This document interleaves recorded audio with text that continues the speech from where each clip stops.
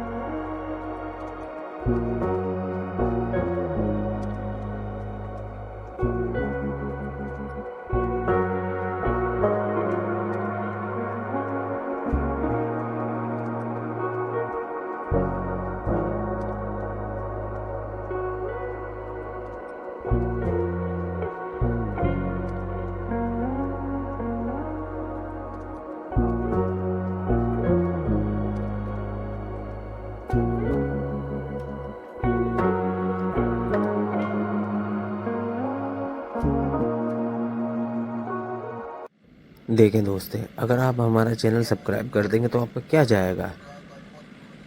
आपके YouTube channel पर सिर्फ एक सब्सक्राइब बढ़ जाएगा, लेकिन उस सब्सक्राइब की वजह से मेरी लाइफ सेट हो जाएगी। दोस्तों please subscribe to watch my videos. Thank you.